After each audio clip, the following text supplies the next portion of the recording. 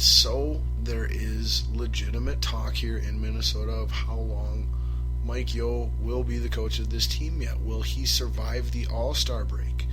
When they come back, assuming that he does survive the All-Star break, how many losses can he accumulate before he is let go? If we come back from the All-Star break and we lose 2 or 3 games in a row, can he survive that? Is he gone? There is a number if things continue to go that route. We don't know what it is yet. Of course, ideally, things don't continue to go that route. They turn around for whatever reason. But we do need to legitimately consider at least the possibility, of not continuing to move forward as a franchise with Mike Yeo as our coach, that maybe in fact he is part of the problem and he is holding this team back. We have to at least acknowledge that possibility, and brace for what needs to be done should we determine that to be the case. And when I say we, I don't mean we, I mean they, the people in control of the Wild organization. But that's where the state of hockey is at, and we're going to take balls off ice now. We're going to cross that out. Major League Baseball, yeah, you're not making the show this week. Sorry. But hopefully maybe we'll have some real actual changes in Major League Baseball due to the winter owner meetings to discuss on next week's show. That would be pretty sweet. Talk about taking 10 games out of the regular season, a few other things that are realistically on the table. So yeah, hopefully maybe we'll have some real changes to discuss next week. Quickie style, let's get some golf in. As I mentioned earlier, we've got the Farmers Insurance Tournament this week, and next week we have the Waste Management Tournament. Now, if it was the Waste Manufacturer or Waste Maker Tournament, I would definitely be a solid contender in that. Oh man, I didn't even realize the second pun was there until I said it.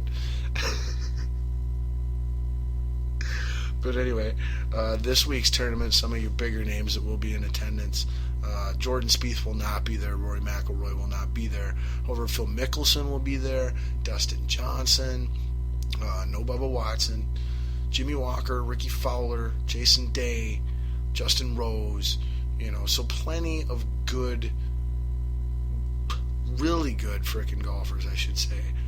Patrick Reed, frickin' Hideki Matsuyama, all kinds of good golfers going to be playing this week. Like I said, a few of the big names won't be, but whatever. And yeah, that's what's going on in the pro golf world. This regular season is underway. Tournament this week is at Torrey Pines. That's out, I want to say, in San Diego, California. If it's not San Diego, I know it's California at least for sure. Pretty sure it's San Diego.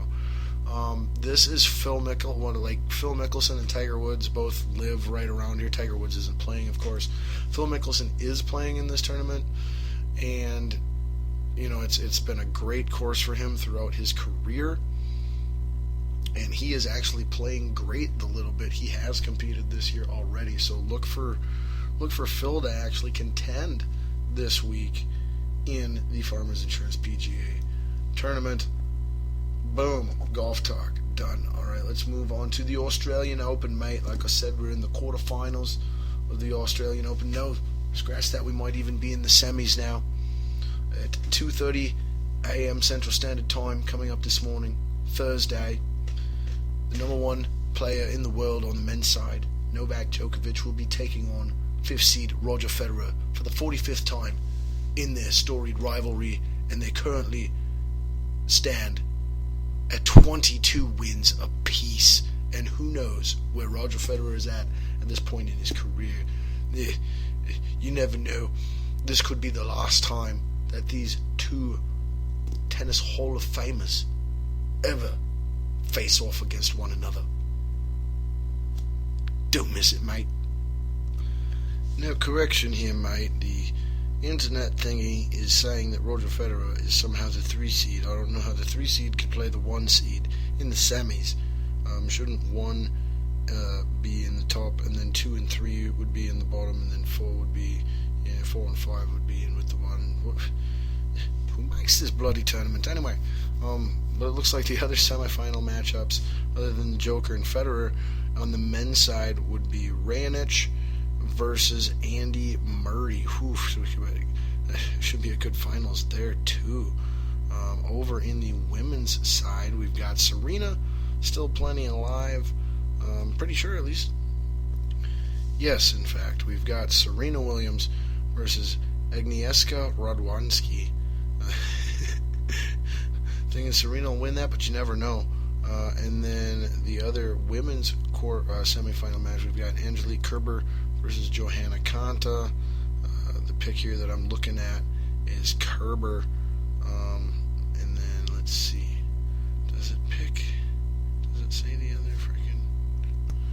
And excuse me, on the men's side, it looks like it's Raonic versus not Murray, but some guy I've never freaking heard of before. Monfils. There we go. Raonic silences Monfils to reach second career Grand Slam semifinals. So that was his quarterfinals match. Okay. So yeah, it is Raonic and Murray. I was right. All right. Cool. So there you go. There's your semifinals in the Australian right now open. We got Raonic, Murray, Djokovic, and Federer on the men's side. Fantastic men's side bracket. Then we got Kerber, Serena, and Radwanska, and the other one. Konta. There we go. Konta. All right. So boom, tennis talk for you. Hope that wasn't too terrible. Squeeze in some UFC, squeeze in a little bit of NFL football yet, and then get to our Balls Deep Thought of the Day, get the heck on out of Dodge. Alright, so in UFC news, the upcoming UFC 196 here on February 6th has had drastic changes to it. The main event for the pay-per-view was supposed to be Cain Velasquez versus the champ, Verdum, I think is how you say it, and Velasquez pulled out of the match, and then Verdum pulled out of the match as well when they were looking to, possibly get someone else in to face him. It was proposed that Nate Diaz fight Pettis as the main event. It was also proposed that John Jones take on Majakic, I think that's how you say it, in the main event instead. Both of those options were declined. Instead, they ended up going with Hendricks versus Thompson in the main event for UFC 196, and it will no longer be a pay-per-view. That's right, it will no longer be a pay-per-view. It's going to just be straight up for free on Fox Sports 1.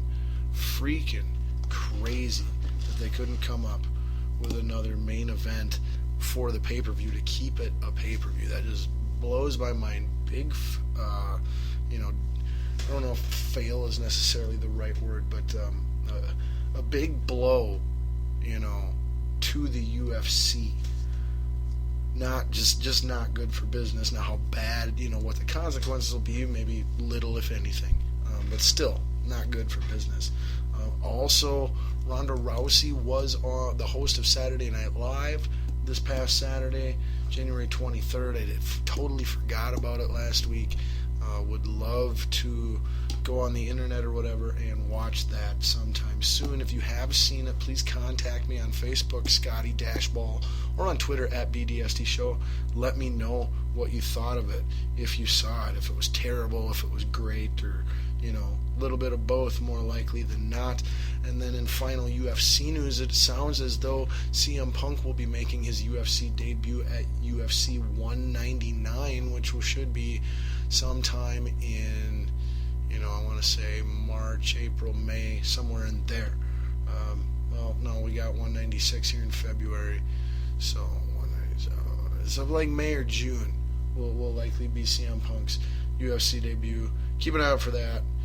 Should be interesting to say the least. All right, one more topic to go here, close out with, NFL football. We already talked some of it with the Pro Bowl. That is this coming Sunday. If you're interested in finding out who got drafted for what teams, just, turn on a TV, look on the internet, or watch the game on Sunday. I'm not going to go over all that now. I don't have time. And as far as the revisiting picks, I'm going to cross that off the list too. We'll try and squeeze that in next week in our Super Bowl preview extravaganza. We are not really going to preview much of the Super Bowl this week either. Like I said, we're going to save that for next week since we got 2 weeks to go. Super Bowl is Carolina versus the Denver Broncos. How did we get that? I will discuss that with you. In the first game on Sunday, that was the AFC Championship game. It featured the Denver Broncos hosting the New England Patriots. And it was a low-scoring outdoor defensive battle. Tom Brady was hit, I want to say a record 20 times by the Broncos defensive players.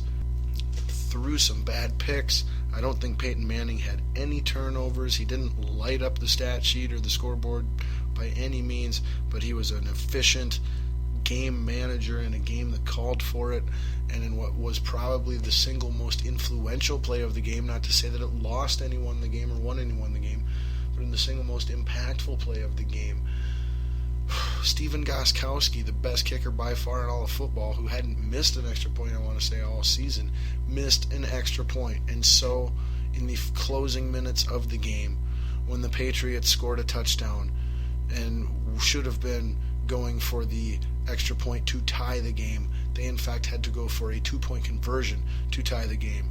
They were unsuccessful in getting said 2-point conversion, and the Denver Broncos hold on for the victory, winning by 2 points at home.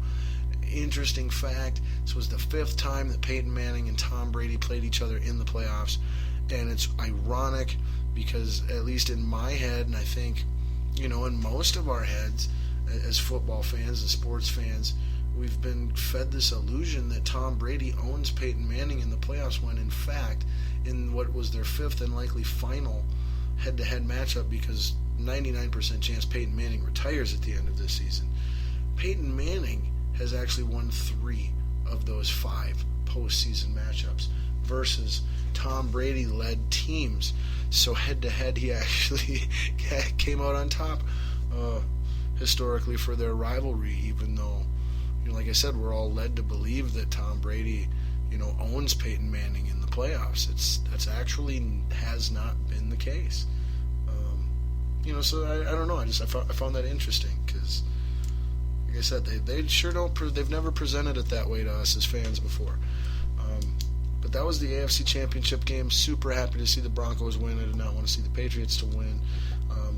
So I was thrilled. Like, boom, I knew no matter what, I got a team to cheer for in the Super Bowl, and that's great. And as I mentioned, looks like Peyton Manning, this is almost certainly his final season. It's not official, and I believe he's kept it that way to not be a distraction, or be as little of a distraction as possible to his team.